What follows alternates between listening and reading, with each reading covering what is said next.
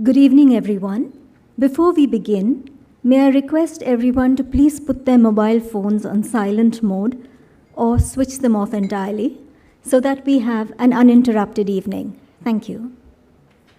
On behalf of the India International Centre, I welcome you all to this evening's B.G. Deshmukh Lecture 2025 on the topic, The Crisis of Higher Education in India, Disturbing Present and Worrisome Future.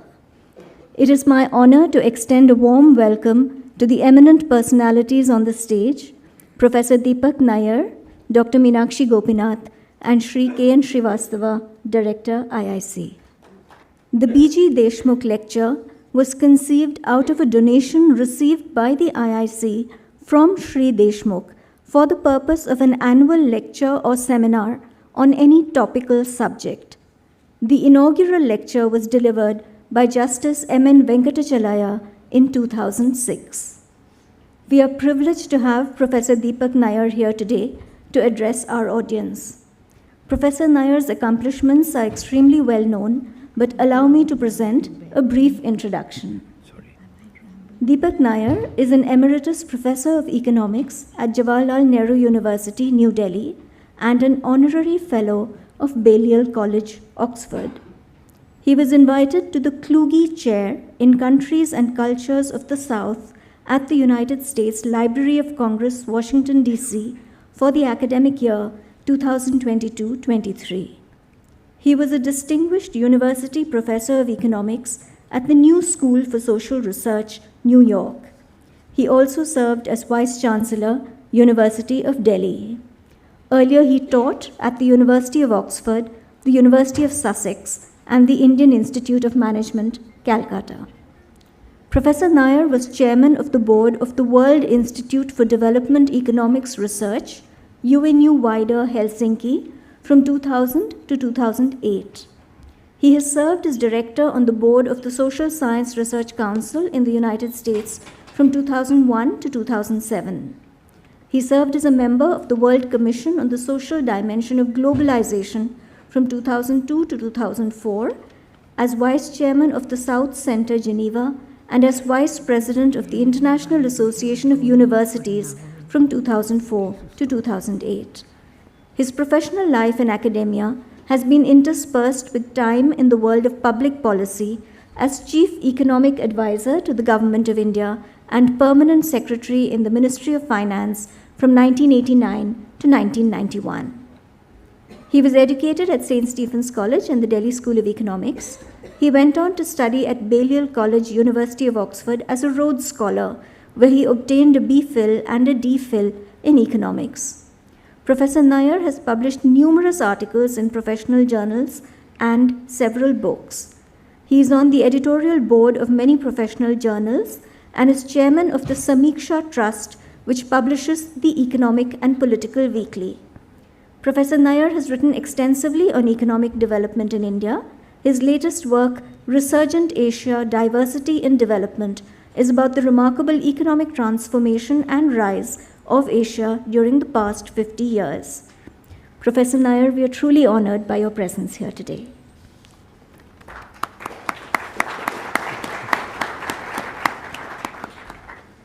Our moderator is Dr. Meenakshi Gopinath, Life Trustee, IIC.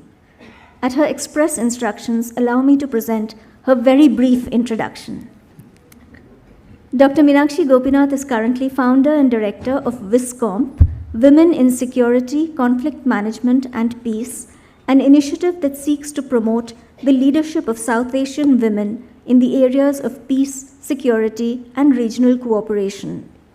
She is also Chair, Board of Governors, Center for Policy Research, and Principal Emerita of Lady Shri Ram College, New Delhi, where she served as principal for 26 years.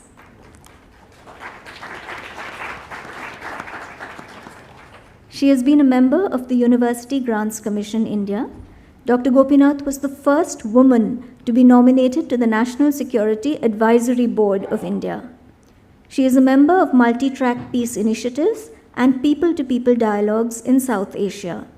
She has authored many books and is the recipient of numerous awards in recognition of her contribution to the field of women's education and empowerment. The Government of India awarded Dr. Gopinath the Padma Shri in 2007 for her contributions to Indian education. Dr. Gopinath serves on the governing boards of research institutes, NGOs, educational institutions, and corporate bodies. Ma'am, you're an inspiration, and we are delighted by your gracious presence. I now request you to initiate the evening's proceedings. Thank you.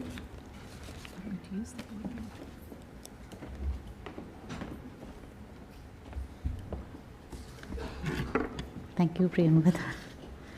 Sorry. Good evening, friends. On behalf of the President, Dr. Shyam Saran, and Honorable Trustees, Mr. Srivastav, and the India International Center, a very warm welcome to this very special event, the B.G. Deshmukh Lecture on Governance. This is a celebration of the exemplary life and contributions of the late Balachandra Gopal Deshmukh, a towering figure in India's administrative history, renowned for his integrity, his dedication, and intellect. BG, as he was affectionately called, joined the Indian Administrative Service in 1951 and rose through key positions to become the 17th Cabinet Secretary of India and served as Principal Secretary to Prime Ministers Rajiv Gandhi, VP Singh, and briefly Chandrasekhar. After he retired from civil service, he served on the boards of several companies, especially of the Tata Group, and also the Tata Council for Community Initiatives, TIS, and later at SEBI and IDBI Mutual Trust. He contributed with singular engagement to the Bombay Natural History Society, the KEM Hospital, and the National Association for the Blind, among others. From very early in his career, he was referred to as a role model bureaucrat. He was always nattily dressed, I believe, at work, wore a full three-piece suit every day to work, and we are told, but deeply committed also to Mumbai's growth and preservation, earning the respect of Mumbaikars as a true steward of the city. He opened the BMC Standing Committee meetings to the media as a bold move for accountability. He enabled the first heritage preservation grants in Mumbai. And as a promoter of governance reform and anti-corruption, he founded and led the Public Concern for Governance Trust, advancing public participation in governance, spearheading civic engagement, and he also chaired the Mohalla Committee Movement Trust for Communal Harmony in Mumbai. He remained a voice for bureaucratic transparency all through, and in his writing and speaking advocated for civil servants to share timely and candid insights into government decision-making, emphasizing that a watchful public opinion is the best guardian for democracy, if only we allow it to operate in an informed way. Some of his comments responding to the challenges, dilemmas, and paradoxes of governance give you a measure of the man, and I quote, "It is better to be removed for honesty than rewarded for compromise." And this sums up his lifelong commitment to integrity, believing that sycophancy destroyed the very soul of governance. Transparency, he said, is a habit. It cannot be switched on and off for some issues. No file, however sensitive, should be immune to scrutiny if the public interest is involved. B.G. Deshmukh's life illustrated that civil service can transcend administration, and we are privileged to have many such civil servants here in our midst. His legacy continues to inspire, reminding us that fairness and integrity in public engagement are not merely ideals, but achievable standards. And his legacy endures through the B.G. Deshmukh Memorial Lecture Series. And this is why the presence of Professor Deepak Nayyar as our distinguished speaker today is of particular significance, meaning, and may I say it adds a special luster to the event today. His scholarship and expertise reflect a formidable and exceptional combination of academic eminence and administrative acumen. He straddles the worlds of academia and public policy with remarkable ease. His position as a public intellectual, or shall I say a public-spirited scholar, is nonpareil. Few can speak to the issues of governance in higher education as authoritatively and eloquently as he can, and it is a privilege to have him in our midst today. As Emeritus Professor of Economics at JNU and an Honorary Fellow at Balliol College, Professor Nayyar transformed our understanding of development and globalization. His pioneering research, From Catch-Up to Resurgent India, the titles of his books, challenges Western-centric models, showing us how countries of the global South can chart their own paths through conscious, collective effort, rather than remain stuck in dependency. As he once wrote, and I quote, "Another world is possible, another world is possible, but it will not happen on its own. Globalization is not a substitute for development. It must be harnessed to serve its ends." Professor Nayyar's influence extends globally. As chair of the South Center in Geneva, he contributed to UN policy processes, always amplifying the voice of the global South. His constant refrain, and I quote again, "Globalization must be governed so that it does not become a tyranny of the powerful over the weak." Professor Nayyar's achievements have been recognized worldwide. In addition to his other academic credentials, he also holds honorary doctorates from the University of Paris and the University of Soka in Japan. He is a fellow of the World Academy of Arts and Science and has been a visiting professor at institutions including Oxford, the New School, and Yale. His scholarly impact is reflected in the frequent citation of his research, especially among those studying structural change, global trade, and the politics of development.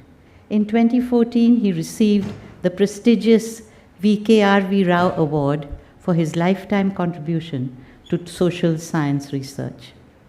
As Vice-Chancellor of the Delhi University, Professor Nayyar fiercely defended academic freedom with courage and vision. Autonomy, he said, is the oxygen of a university, and a university must be a sanctuary for ideas, even if they are uncomfortable ones, end quote. These values defined his leadership, ensuring that the academy remained a space of critical inquiry, creativity, debate, and dialogue. This open, inclusive approach built a generation of critical thinkers both at the JNU and Delhi University. When budget cuts threatened the expansion of library facilities, Professor Nayyar fought back, fought hard. "If we compromise on libraries," he said, "we compromise on the very heart of a university." You will be happy to know, Professor Nayyar, that just today we named the India International Library after Durga Bai Deshmukh, that icon among the freedom fighters and also a founding mother of our Indian Constitution. And I'm sure that that was actually as a preface to your talk here. Professor Nayyar's profound impact on higher education leadership is widely recognized, and as Vice-Chancellor of the University of Delhi from 2000 to 2005, he steered one of India's largest and most prestigious and difficult public universities through a period of unprecedented change. The university has faced challenges ranging from expanding student numbers to inadequate infrastructure and pressures on academic autonomy.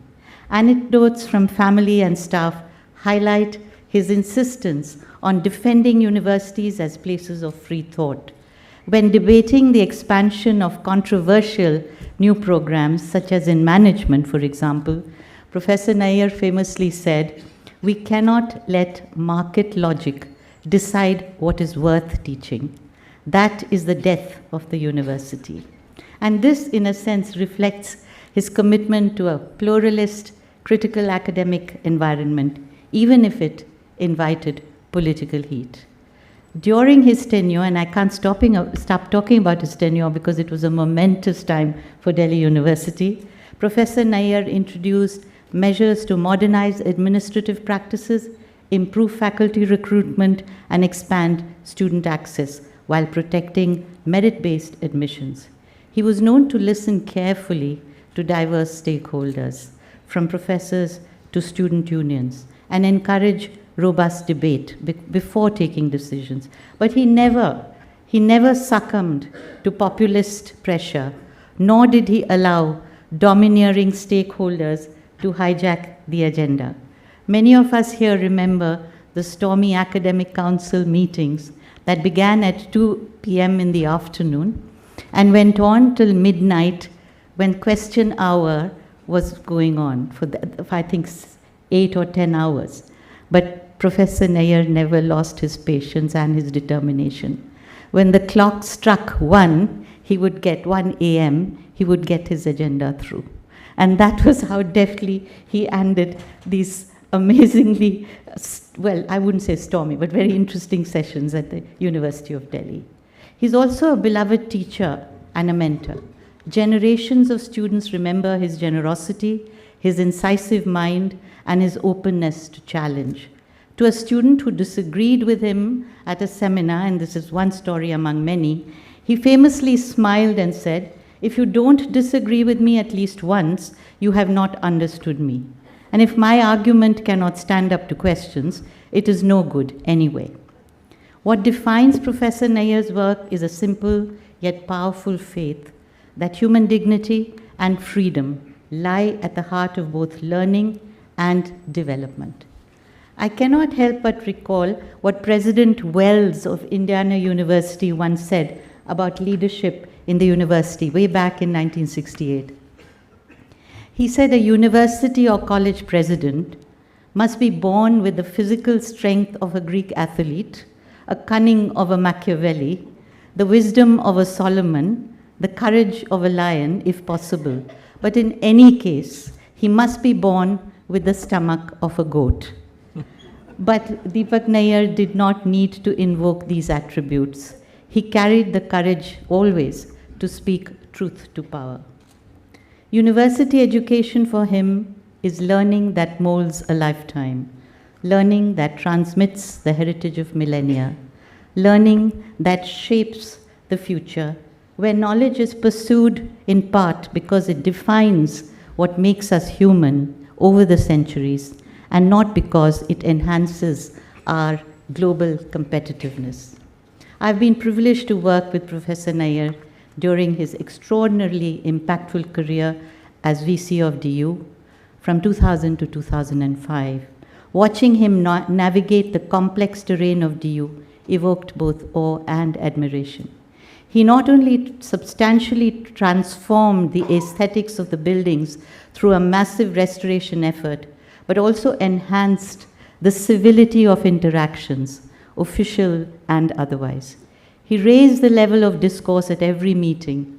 His articulation forthright and precise, his diction impeccable, his vocabulary expansive, often sending even senior dons scrambling for a dictionary.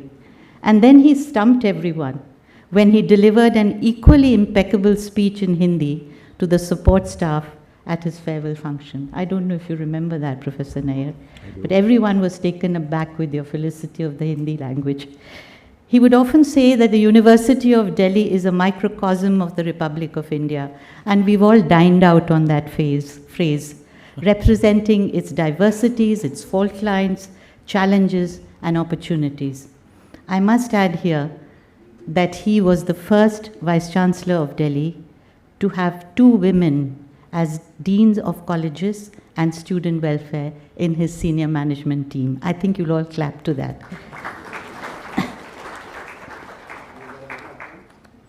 DU incidentally today has 230,000 regular students, 400,000 enrolled in distant learning programs, and over 10,000 teachers.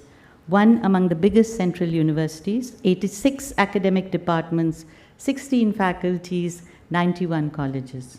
Managing it requires unimaginable dexterity, and Deepak Nayyar navigated it with the elan of a maestro. In the 7.5 decades of independence, the higher education system in India has grown exponentially in quantitative terms, perhaps second only to China.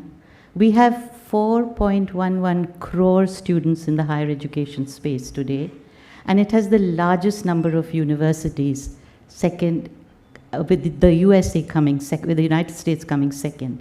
The numbers are also mind-boggling. As of June 25, 1,338 recognized universities, 52,000 colleges, nearly 16,600 standalone institutions and research and development institutes, nearly 16 lakh teachers, and 59 new universities are being added every year.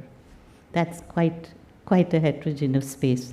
And the landscape in India is an enormously heterogeneous, burgeoning space. And owing to government policies on equity and reservation, erstwhile and marginalized groups have entered in large numbers.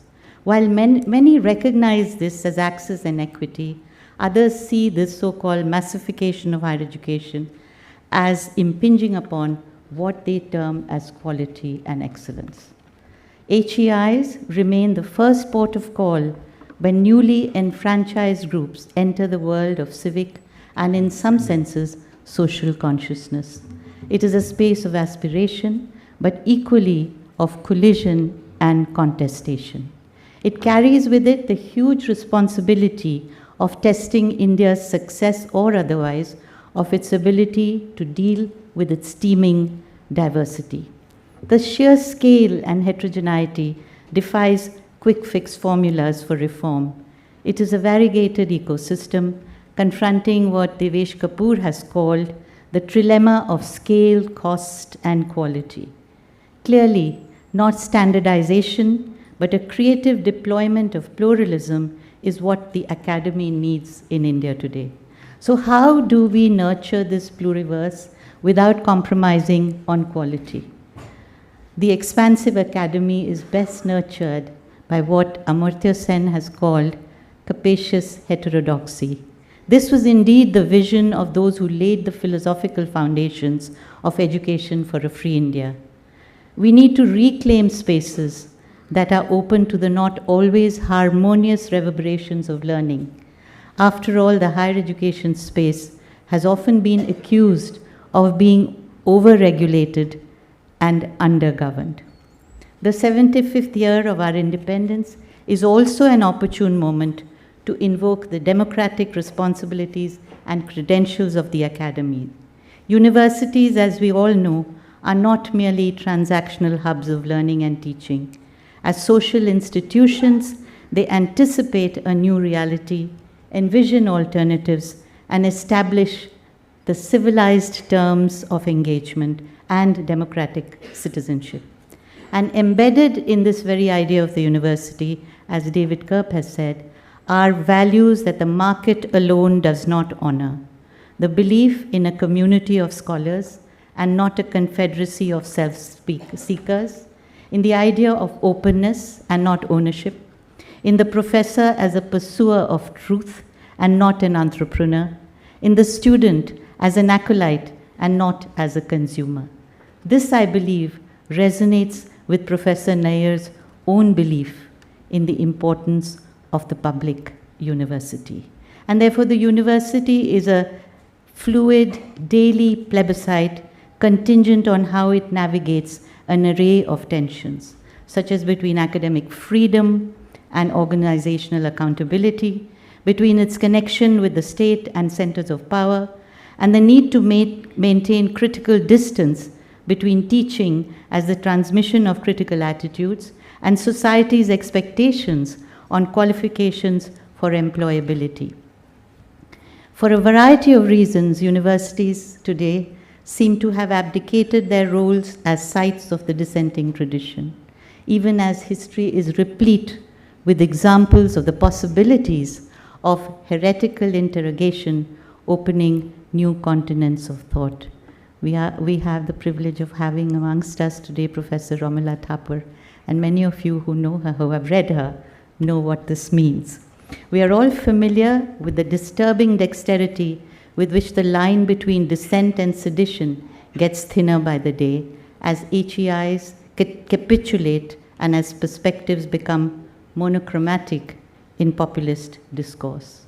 So to harness the potential of all learners, I do believe that our institutional arrangements for higher education must provide for at least 9 important avenues.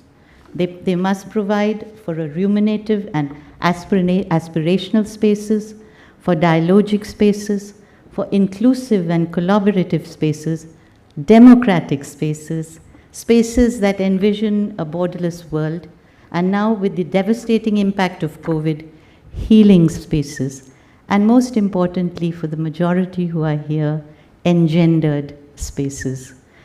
So how do we make despair unconvincing and hope practical, Professor Nayyar? In the midst of the crisis of education in India, in the midst of its disturbing present and worrisome future, is what you've titled your lecture today. We look to you for some insights into the roads ahead and perhaps even the roads less traveled. Over to you. May I invite you to address us. Thank you.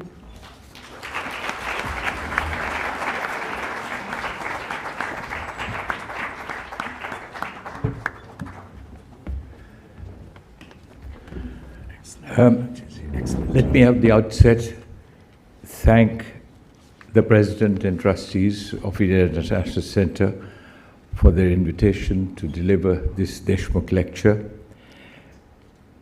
Let me also thank all of you for finding the time and making the effort to be here.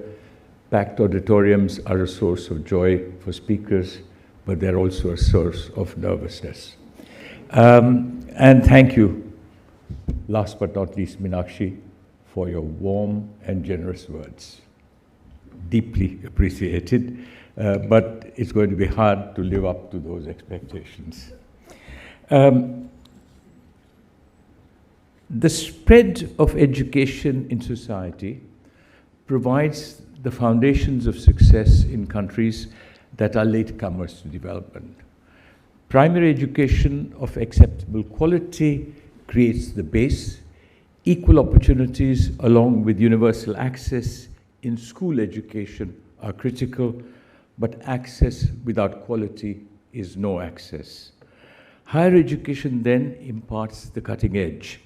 For countries at low income levels, the development of human resources is an obviously essential role of governments, which is borne out by the experience of countries that are success stories in Asia's development during the past 50 years. This is amongst the biggest failures in independent India, which needs to be addressed and corrected. In fact, investing in the development of human resources, people, is important for countries at every stage of their development. The object of my lecture is to focus on the state of higher education in India in retrospect and prospect. The structure of what I have to say is as follows. First, I will highlight the symptoms of the malaise in higher education, which began life almost 40 years ago and built up slowly to gather momentum over time, creating a crisis that is now visible and could be at a tipping point. Second, I will examine how political intrusion and government intervention in higher education, particularly universities, has led to a progressive deterioration in the situation. Third, I will discuss developments in the sphere of higher education during the past decade, which has witnessed a pronounced increase in political and governmental intervention by introducing institutional control mechanisms that encroach upon the autonomy of universities and by influencing appointments at universities.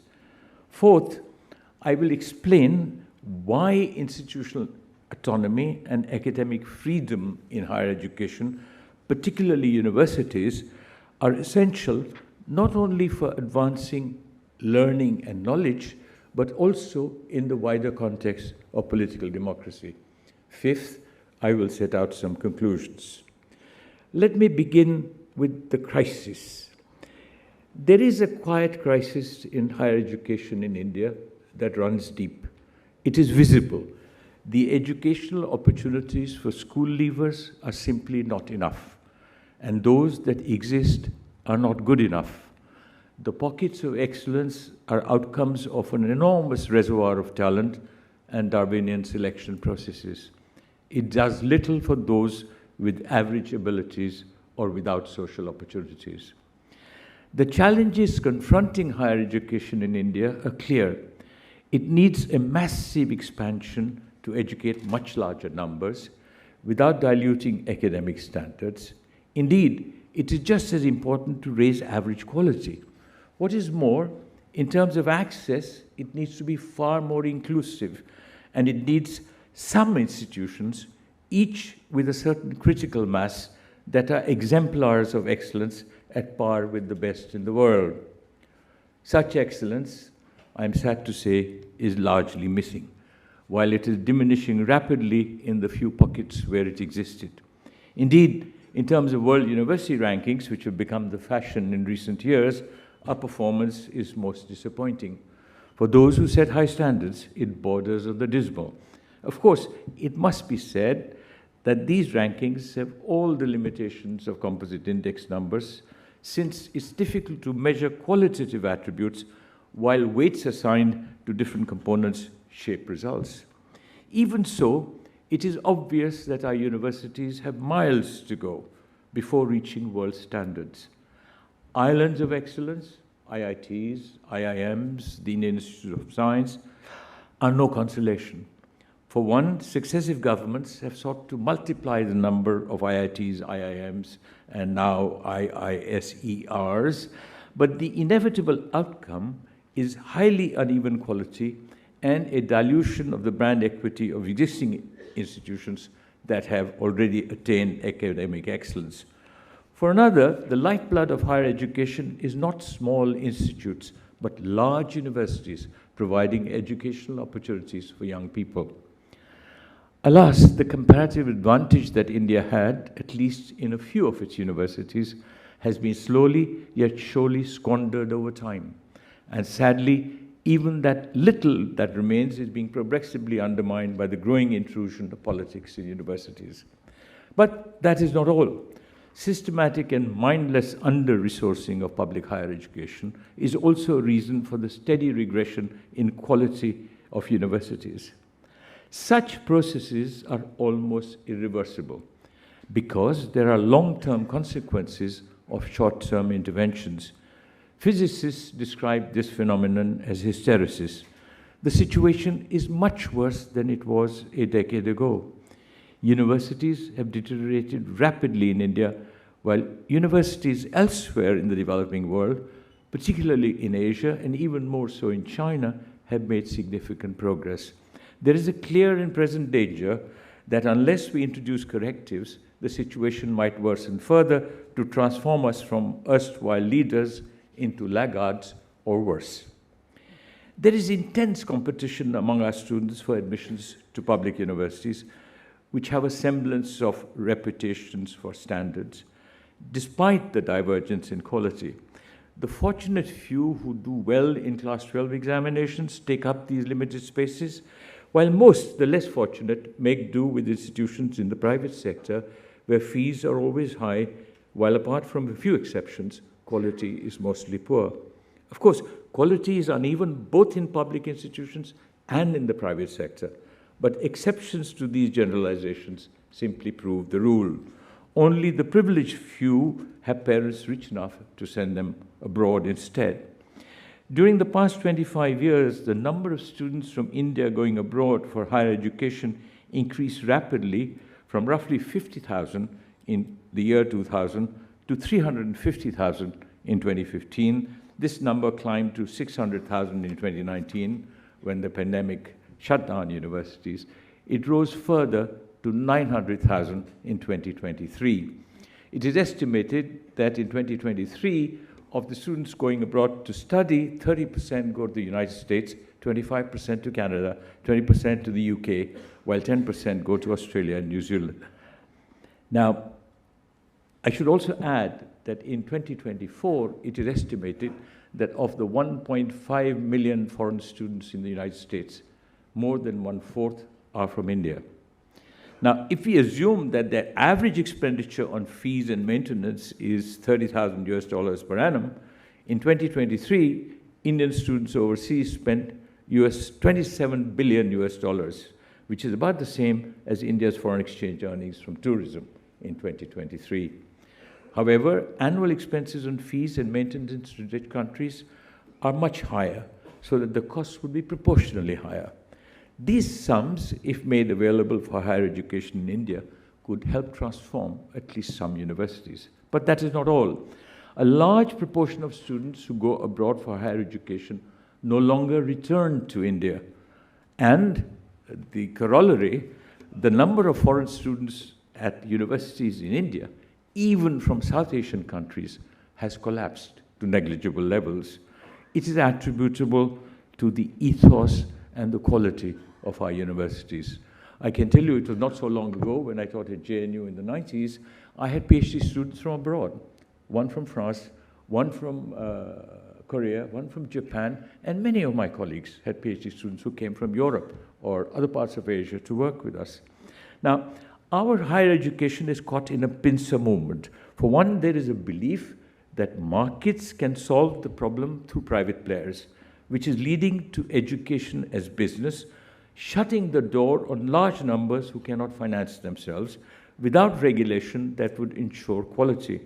For another, governments that believe in the magic of markets are virtual control freaks with respect to public universities. This is motivated by the desire to exercise political influence in higher education for patronage, ideology, rents, or simply vested interests. Besides, there is an erroneous notion in policy circles that the maintenance of quality and standards are possible only through standardization and centralization. The government. Now, second, let me turn to my propositions about political intrusion in universities. Now, political interference by the central government or the state governments in their respective domains, which encroaches on the autonomy of universities, inevitably accentuates problems in the sphere of higher education.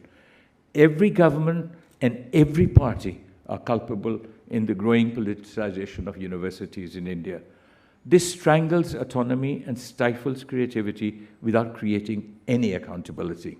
The quality of higher education is collateral damage. Such political intrusion in universities is not new. Starting in the early 1970s, state governments began to interfere in universities.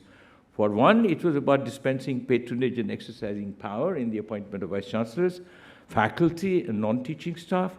For another, it was about extending the political influence of ruling parties. Unions of students, teachers, and employees became instruments in political processes. Campuses were slowly turned into spheres of influence for political parties as elections were won or lost. It was not long before similar reasons began to influence the attitudes of central government towards universities. The turning point might have been the emergency during 1975-77. This increased in its incidence and spread during the quarter century of coalition governments from 1989 to 2014. A few that were short-lived, although 4 completed 5-year terms. But there were regime changes almost after every general election. The competitive politics unleashed by changes in governments soon spilt over into universities, not only as spheres of influence, but also as arenas for political contests. The discomfiture with independent or critical voices, even if few, surfaced in the public domain. Central universities were no longer immune. Political intervention and encroachment by the government gathered momentum after the general election in 2014, when the BJP won an absolute majority in parliament and Narendra Modi assumed office as Prime Minister. The past 5 years since 2019 have witnessed a rapid acceleration in this process. It has now reached a stage where the future of public universities in India is at grave risk, if not already over the edge of the precipice. Alas, the political process, parties and governments alike, meddled in universities. The irony of double standards was stunning. The same political parties, when in government, invoked public interest, and when in opposition, waxed eloquent about autonomy and freedom for universities. The decline of public universities in India has been an inevitable consequence of this process. Every government laments the absence of world-class universities without realizing that it is attributable in part to their interventions and the growing intrusion of political processes. The downward trajectory, to me, who have lived a life in the classroom, is no surprise. It is essential to recognize that the blame for the state of our universities cannot be laid at the door of politics and governments alone. Universities as communities and as institutions are just as much to blame. The quality of leadership at universities has declined rapidly, in part because of partisan appointments by governments or vice-chancellors who are simply not good enough as academics or administrators, and in part because most vice-chancellors simply do not have the courage and the integrity to stand up to governments, but have an eye on the next job they might get. The professoriate, forgive me, is mostly either complicit as part of the political process in teachers' unions, or just silent, preferring to look the other way, engaged in narrow academic pursuits. Those who stand up are too few. The students are either caught up in the same party political unions or opt out to concentrate on their academic tasks, understandably. For university communities, it is imperative to recognize that such compromises are self-destructive as acts of commission. So is opting out as an act of commission, as an act of omission. If universities want autonomy, it will not be conferred on them by benevolent governments. They have to claim, indeed consciously protect their autonomy, simply because autonomy is, my favorite phrase, as autonomy does. Alas, this has become exceedingly difficult in the present milieu. The BJP, with an absolute majority in the Lok Sabha, was the ruling party in the government of India from 2014 to 2024. In mid-25, the BJP is not only the largest constituent of the NDA coalition that rules the central government, but is also the ruling party in 19 of our 28 states. The ideology of the BJP and the RSS, which shapes their political and social perspective, is now exercising a profound influence on higher education in India. In this context, it is essential to focus on recent developments in the world of higher education, where rules of the game sought to be created are conducive to an institutional capture already in progress. Now, third, let me turn to some facts about recent developments. In the social sciences, especially economics, stylized facts represent a simplified description of observed realities to highlight essential truths in the form of broad generalizations that sketch the bigger picture without specific evidence on individual details, so that there could be exceptions in some individual cases. Now, this has a long intellectual tradition. In 1936, Jan Tinbergen, Nobel laureate in economics, wrote, "To get a clear view, stylization is indispensable. The many phenomena must be grouped in such a way that the picture becomes clear without losing its characteristic traits. Stylization is essential. The alternative," Tinbergen said, "is barrenness." The term stylized facts was introduced by Nicholas Calder, a professor at Cambridge, whom I much admire, theorizing about growth in 1961, who suggested that, I quote, "Analysts should be free to start off with a stylized view of facts, concentrate on broad tendencies, ignoring individual detail." End of quote. A similar approach was adopted by Simon Kuznets, another Nobel laureate in economics, in his work on economic growth and structural change. Now, I will use the legacy of this analytical method to sketch the broad contours of the profound changes in the world of higher education, especially universities. The stylized facts I will set out are based on conversations that I've had with the cross-section of persons in university communities across the country over the past 3-5 years, including vice-chancellors, principals, professors, lecturers, PhD students, as well as undergraduate and postgraduate students. Reports in the print media have also been a very valuable source. Most people are conscious of this reality and share their concerns in private conversations. But much like the elephant in the room, no one speaks about it in the public domain. Fools rush in where angels fear to tread, and perhaps I am one. Even so, I believe that it is time to place the debate and our concerns about higher education in the public sphere. Indeed, speaking truth to power is a belief I've always held, but is our right and our obligation as citizens in a political democracy. I wish people spoke up more, but I'm going to make this beginning. The period since 1914 has witnessed a pronounced increase in political intrusion and government intervention in universities, which has gathered further momentum since 2019. There are two apparent manifestations of this unfolding reality. First, there is a visible emergence of institutionalized control mechanisms that decide what universities can or cannot do. Second, appointments in universities, which should be the domain of universities alone, are increasingly influenced, if not shaped, by the political motivation and the invisible hands of governments in office.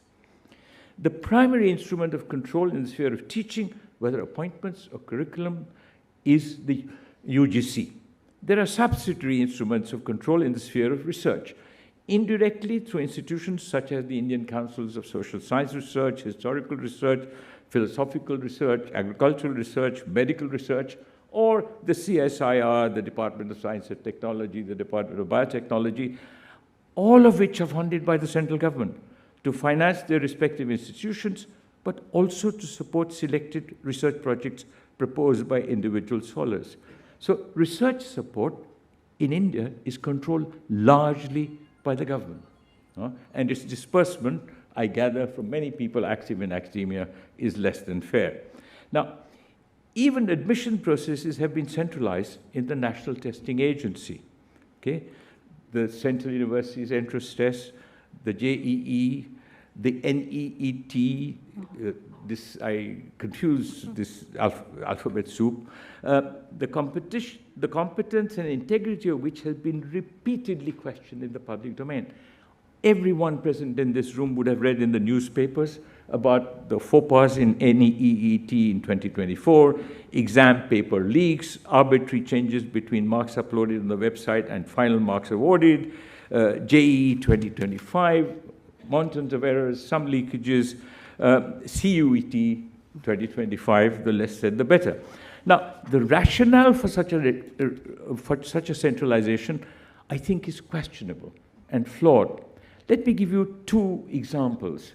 You know, the IITs have run the JEE exam without flaw for decades, for half a century.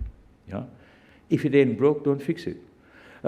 You look at the national eligibility and entrance test, but please remember that there's a Supreme Court order from the mid-1950s which says 85% of all seats in public medical schools will be reserved for those domiciled in that state. And these tests were actually run by teaching hospitals, government teaching hospitals, 2 or 3, a consortium, in every state. And there was never a problem. It went smoothly. Now, why the need for centralization?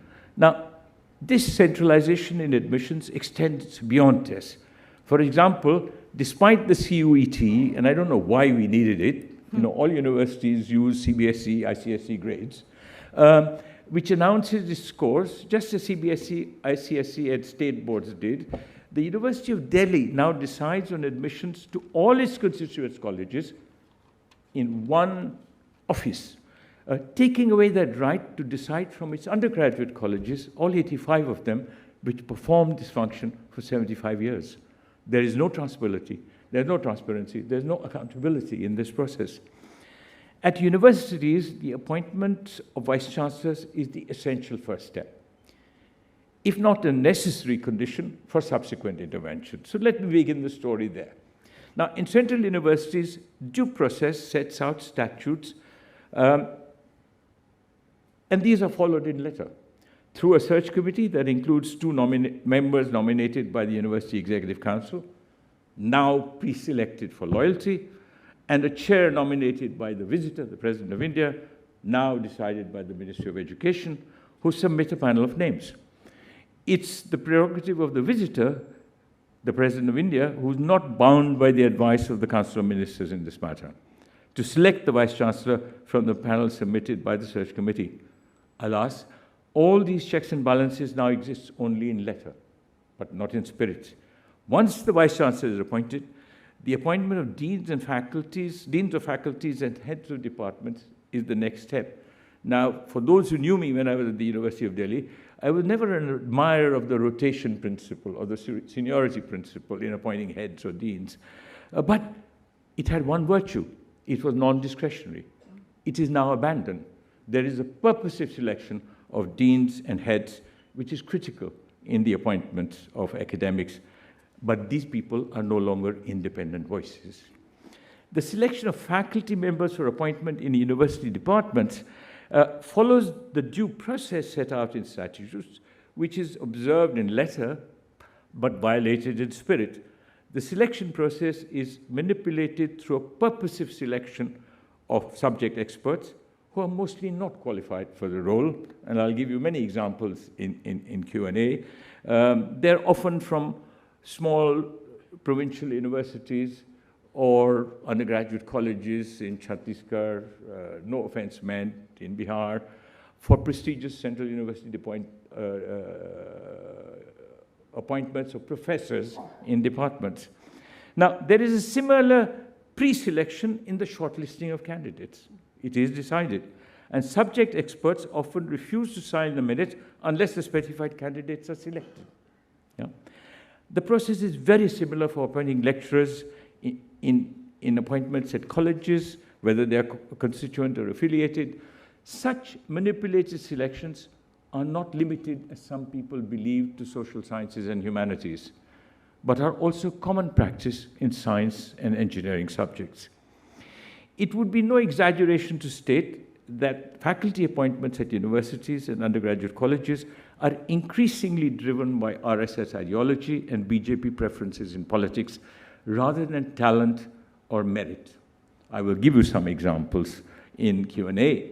Thus, if political intervention in universities is leading to academic appointments of persons who are not fit to teach, for example, a Sanskritist in a department of English literature, a mathematician in a department of physics. Now, this is bound to hurt successive future generations of students. The quality of appointments to faculty positions will shape the future of higher education, as these are permanent positions until the age of retirement, 65 years.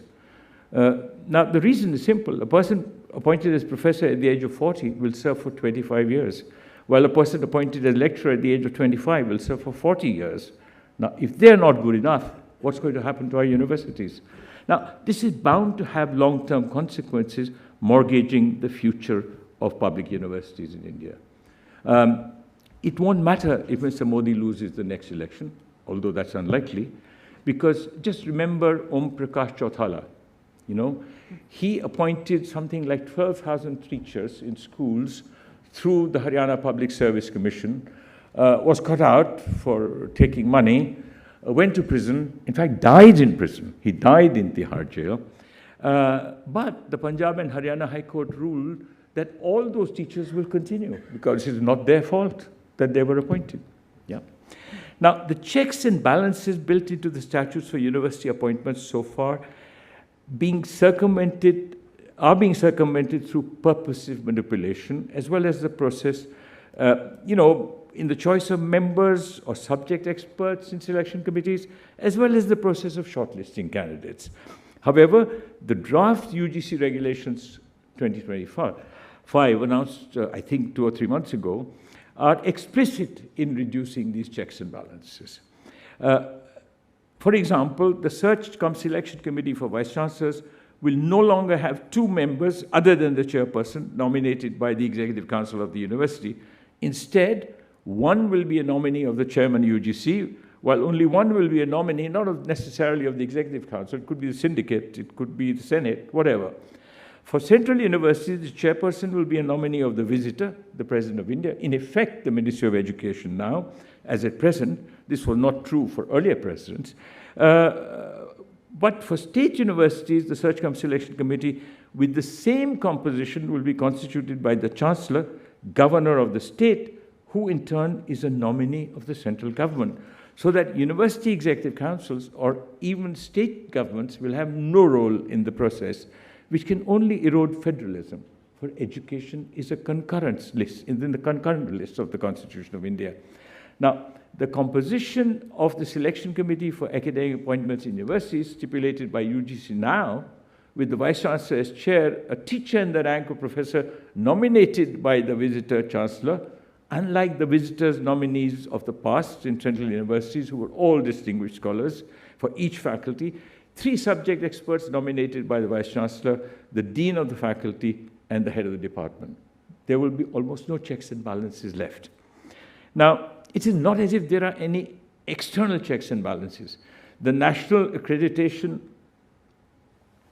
and Assessment Council, NAAC, intended to be the gold standard for assessing the quality of higher education in India, which it never was, is in the midst of its biggest ever crisis.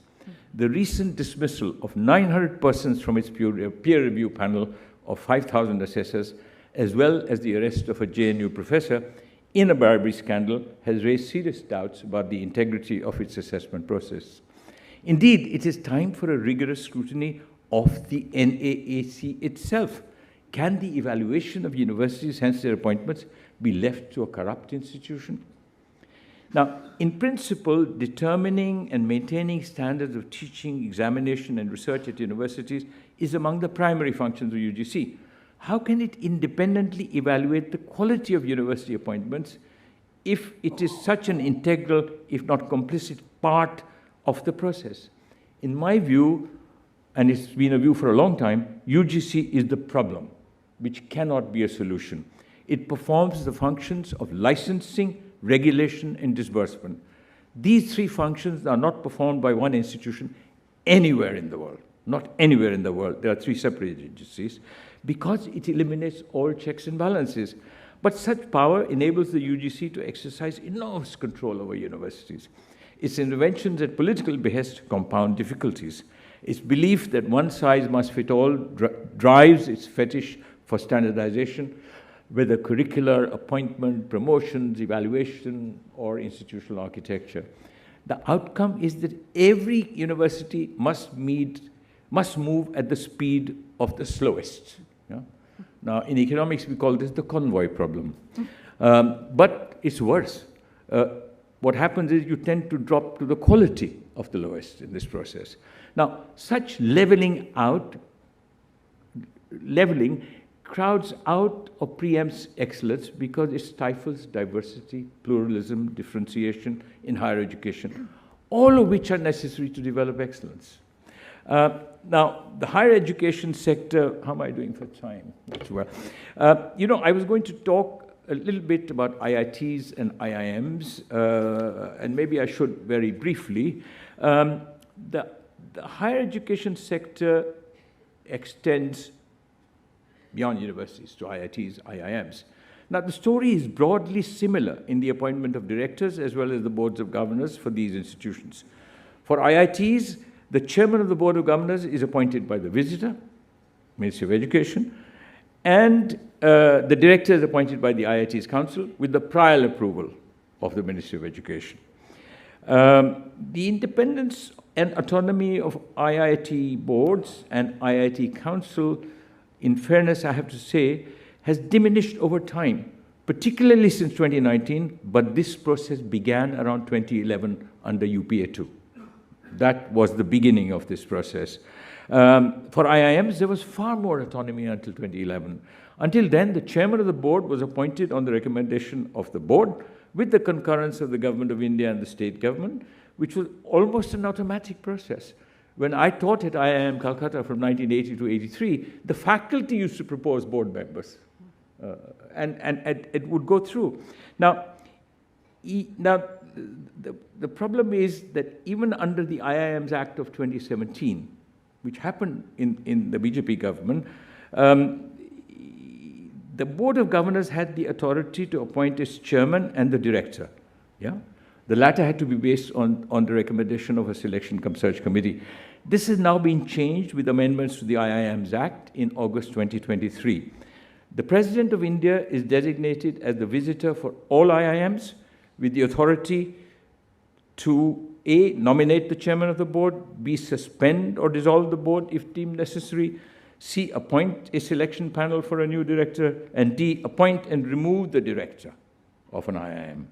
In effect, what I'm saying is governance and leadership roles at IITs and IIMs are now decided upon by the Government of India through the Ministry of Education. The rest is window dressing.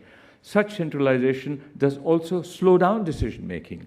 In April 2025, I counted there were 6 central universities, 3 IIMs, 3 IITs that did not have heads, regularly appointed heads. Now, 4, I've used up 33 minutes. All right, I have some time. Everyone, I want to turn to the sanctity. Why does academic freedom matter? For everyone here is not an academic, and it is important for citizens to understand why it matters. Everyone engaged in higher education recognizes that academic freedom is primary because universities are places for raising doubts and asking questions about everything. Exploring ideas, debating issues, and thinking independently are essential in the quest for excellence in all academic disciplines, whether humanities, social sciences, natural sciences, life sciences, medicine, engineering, technology, everywhere. After all, knowledge develops only if we question existing knowledge. This means that students must have the freedom to ask questions, just as faculty must have the freedom to question received wisdom in their respective disciplines. Indeed, universities and institutions must have the freedom to raise questions, express opinions, or articulate criticisms in the wider context of the economy, polity, and society. In fact, for me, the development of knowledge is central to university education. Students enter the world of higher education to learn. Understanding existing knowledge is but a first step. The ability to ask relevant questions, a capacity to critique conventional wisdoms, and the confidence to resist the authority of the spoken, if not the printed word, are the next successive steps in learning. Of course, learning is a continuous process. It never stops. It hasn't stopped for me at my age. Thus, it is for universities to decide what is taught to students, which must not be controlled from elsewhere. And there should be no restrictions on who is invited to address a student audience. Circumscribing this space in any way can only stifle learning, which in turn can hurt economic and social progress. Now, the world of research needs similar freedoms. It is for universities to decide their research priorities. It is for faculty members to decide their research agenda. Of course, financial support for such research must be based on peer review, without preference, without prejudice. Dissenting opinions or unorthodox thinking, irrespective of disciplines, should be encouraged, because that is how knowledge develops.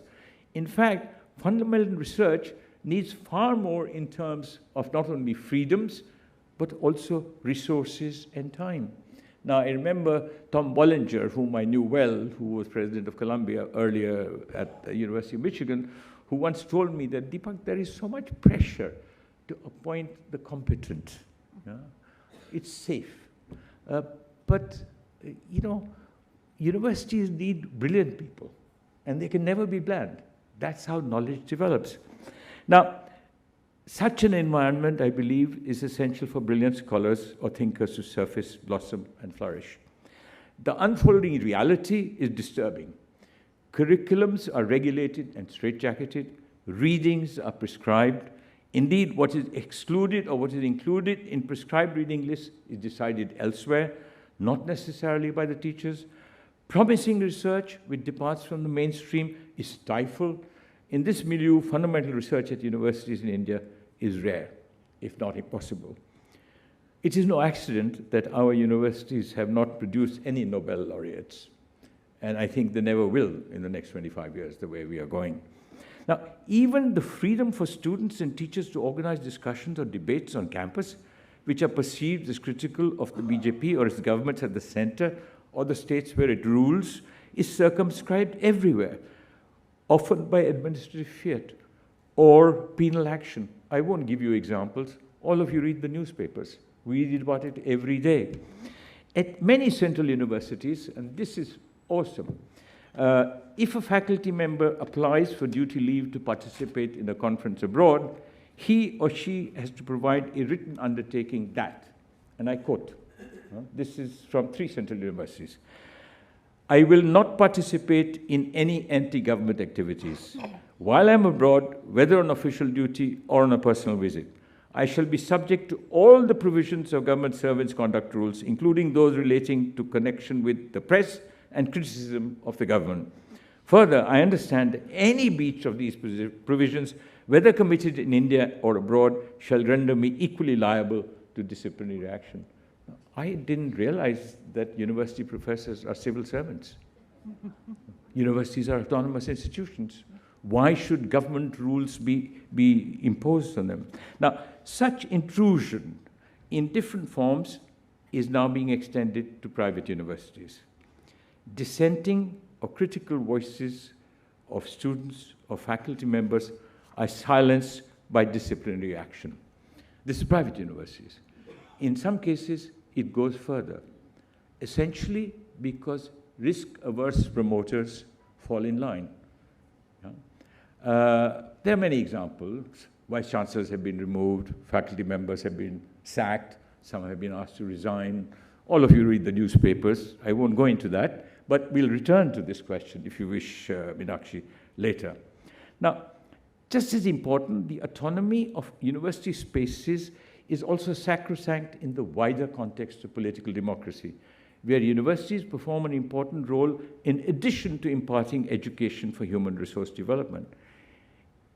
In the economy, they are a source of ideas for science, technology, R&D, innovation, and until Trump happened, that was where the US lead came from, or economic and social policies. In society, they are conscious keepers as public intellectuals from among the faculty who engage with the public domain, inform citizens, write columns in newspapers, do interviews on television. In the polity, their evaluation or assessment of the performance of governments fosters accountability. Of course, the autonomy must have a corresponding accountability. I'm not saying universities are lords unto themselves, but it is essential for governments to recognize that the provision of resources to universities does not endow them with the right to exercise controls. The resources are public money for public universities, which must be accountable to students and society through institutional mechanisms that exist or can be created. For this purpose, it is imperative that structures of governance in universities are appropriate for and conducive to accountability. Good governance, and that's the theme, is necessary but not sufficient. There must be checks and balances in the public domains. Now, rankings of universities, for all their flaws and warts, perform an important role in this context. Such rankings, despite their limitations, provide students, their parents, and society at large such an institutional mechanism for accountability. Institutions in higher education evolve much like organisms. Their trajectory is shaped by the context, which can range from the conjuncture in time to the quality of leadership to the political context or the social milieu. It is absolutely essential that regulatory structures provide complete autonomy, administrative, financial, and academic to universities. Liberation from the shackles of UGC is a necessary condition. If I ever get the opportunity, I would abolish the UGC. Its functions will continue to be perform, but you will need 3 agencies to do that. The existing parliamentary or legislative acts that created our universities also have many constraints and fetters. Thus, as an approach, it would be far better to reform regulatory structures, provide autonomy to universities, and ensure accountability through systems rather than interventions or controls, to create an environment that encourages freedom of thought and is conducive to learning. The quest for uniformity is the worst enemy of thinking, creativity, understanding, and knowledge, which can thrive only in open societies. One size fits all is a flawed presumption. Indeed, diversity and differentiation are an integral part, have always been and will always be an integral part of the quest for excellence in higher education. In conclusion, all right? That's 42 minutes, sorry. I'll stop at 45. In conclusion, I'd like to examine the implications and consequences of the crisis in higher education, which I've discussed in my lecture, for the future of economic and social progress in India, and what this might mean for realizing the aspiration of a Viksit Bharat, a developed high-income country in 2047. It is clear that the process of appointments at universities, undergraduate colleges, or other higher education institutions in India is now seriously flawed. It is no longer objective. Indeed, selections are shaped by political preferences and political networks. The quality of those appointed to leadership positions in higher education, even if for limited tenures, is critical because they willingly cede the autonomy of their institutional space for their political commitment or simply their career paths. The quality of those appointed to faculty positions is perhaps even more critical because it will shape the future of higher education. If persons who are not fit to teach are appointed to faculty positions, is bound to hurt successive generations of future generations of students, as these are permanent positions until retirement do us part. This can only mortgage, as I said, the future of public universities in India. Now, I recognize it is exceedingly difficult to reverse such processes, even if and when governments change, because the time lags in implementing correctives are long. It takes decades to build institutions, months to destroy them, and years to rebuild institutions. My experience at the University of Delhi, it's possible, but it takes a long time. In the interim, the learning process experiences not only steady erosion, but also cumulative damage. If the present process continues, just imagine what it will do to the capabilities of our students who graduate even a decade from now, say in 2035. A schooling system which is learning by rote, learning outcomes are dreadful, superimposed with the university system that I'm seeking to describe and evaluate. Now, at this juncture, we would do well to remember that our earlier higher education system, I came through it, many people with grey hair came through it, or even not with grey hair came through it, despite its flaws and warts, is the source of India's soft power, embedded in a diaspora across the contemporary world. The guys who are corporate leaders, thought leaders in the United States are not people who were born in the United States. They are people who were born, brought up, and educated in India, and then migrated. The same flawed education system. Now, in his address to the nation from ramparts of Red Fort in Delhi on 15th August 2022, Prime Minister Modi pledged to transform India into a developed country by the centenary of India's independence in 2047. This is obviously a desirable aspiration, but it is easier said than done.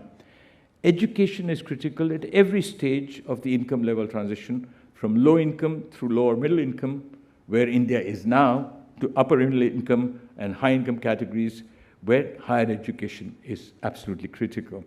Education, then, is of utmost importance in the initial stages because there's a path dependence, while it is just as important in escaping what economists call the middle income trap. But it continues to matter for countries. It continues to matter for countries even as they climb the ladder to the high income level, simply to stay there. Now, the challenge that confronts India in realizing this ambition is what economists call the middle income trap.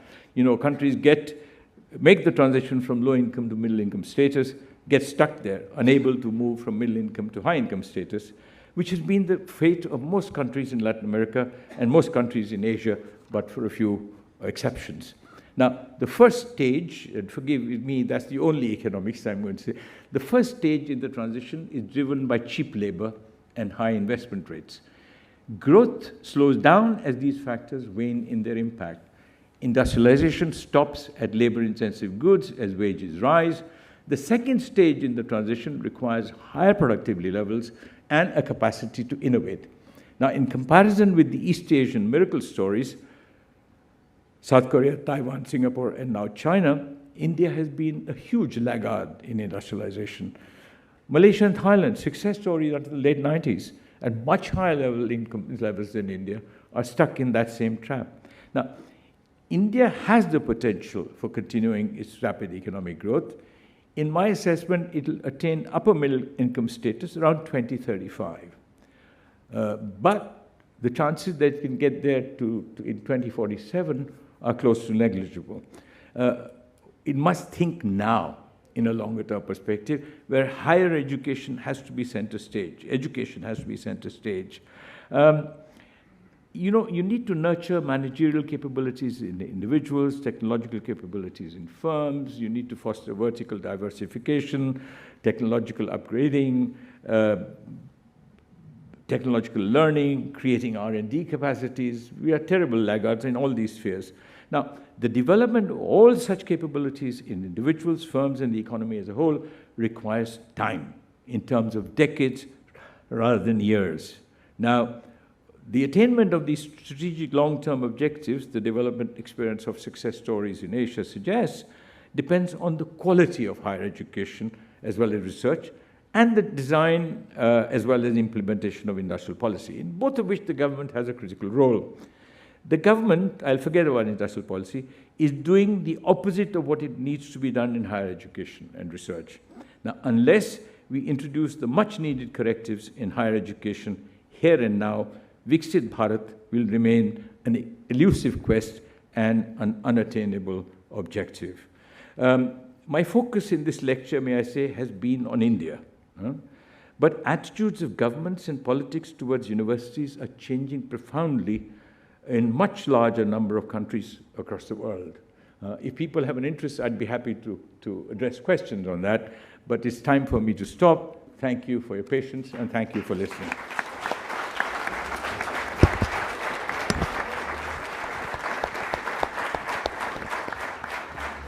Ladies and gentlemen, today we fondly remember Sri Bhalchandra Gopal Deshmukh. As was mentioned earlier, he was a very distinguished civil servant, joined IAS in 1951. At that time, linguistic states were not there. He was allotted Bombay state, and therefore in that capacity, he was able to serve both in the state of present Gujarat and Maharashtra. He occupied all those higher positions which an IAS officer aspires for, like he became secretary to the chief minister, he became commissioner of the biggest municipal corporation, the Mumbai Municipal Corporation, and finally rose to become cabinet secretary. As I stated earlier, his last postings were principal secretary to the prime minister, initially with Rajiv Gandhi, and he was continued by VP Singh and Chandrasekhar. It only goes to show what kind of person he was. He must have maintained complete political neutrality. That's why he was liked by one and all. Mr. Deshmukh, I had a good, I would say, privilege of meeting him, associating with him for some time. No doubt he was a very competent person. He was very far senior to us, but at the same time, he was highly unassuming kind of person. He'll make any junior so very comfortable to interact with him. All of us, very junior officers then, I came to Government of India on deputation for the first time in 1987 from Karnataka State. That time I was Cabinet Secretary. But whenever we got occasion to interact with him, we always felt very much, comfortable, interacting with him. That was the kind of personality he had. Now about this endowment, which he set up, let me say a few words. In the year 2004, he gave a donation of 10 lakh rupees to IIC to set up this endowment. And his desire was that under this endowment we should organize every year seminar or lectures. As regards the subject of the lecture seminar, he wrote to the IIC saying that I'll leave it to the discretion of center, but my preference would always be on something relating to good governance. I would say that we have not been really very truthful in following his wishes throughout, though the endowment came to us in 2004, but the first lecture could be organized only in 2006, and thereafter the second one much later in 2023. Now President has told us that we must ensure that every year this lecture is held, and we are going to do that. I am very happy that accepting our invitation today, Professor Deepak Nayyar, agreed to deliver the lecture on the crisis of higher education today. As you have all heard, he really very eloquently brought out all the crises that present days our higher education is facing, the malaise in higher education, the crisis, the political interference, all those things he elaborated in greater details.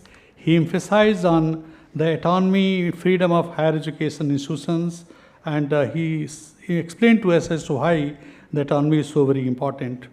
He also, elaborated as to how very good brands, IIT, IIMs that we created are now, getting, diluted, and there is need to protect them. He cautioned us that every year, nowadays about 9 lakh Indian students are going to foreign university. This only reflects very poorly on the quality of higher education that we have, and this should really give us a wake-up call. He made a very interesting, observation that a political party, when in power, when it's a ruling party, merely interferes with the higher education universities, but when in a position, it starts talking of importance of autonomy of the universities. Very correctly you said, sir. He said that research is so very crucial, but fortunately or unfortunately, most of the research support is largely controlled by the government. So there is a need to relook at it, and perhaps the private sector should also get involved, deploy funds for research. I think that is the way forward. UGC has elaborated in details as to what are the problems, what can be done, and how multifarious roles which UGC discharges are contradictory to each other. So therefore, there is a need for reforms in the UGC. He stressed upon dissenting opinions. He said dissenting opinions are very important because it is they who ultimately generate knowledge. Finally, I would say that he stressed very correctly that universities must be accountable to the public. And in that connection, he says that arrangement what was conceived in the enactment under which universities are working needs to be really revived. The institution of governors becomes very important, but unfortunately you see what kind of governors we are getting, so therefore I really do not know, sir, whether that can really be revived. I think we have to live with this mess for some more time. Sir, I really thank you a lot for accepting our invitation and being with us, and we're looking forward to you to be coming to us and sparing your time, delivering talks like this in future ahead. Thank you very much.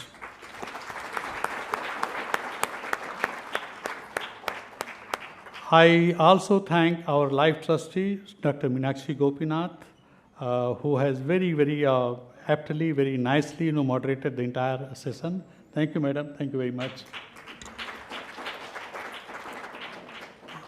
I would also like to thank our president, Sri Emeritus Chancellor, who has always been guiding us, and it is he who suggested that we must have Professor Deepak Nayyar today, and let him tell us about what is where we stand with the higher education. So thank you very much, sir, for your guidance. I also thank you all of you, ladies and gentlemen, for your gracious presence, and we're looking forward to your indulgence in our future such programs. Thank you very much.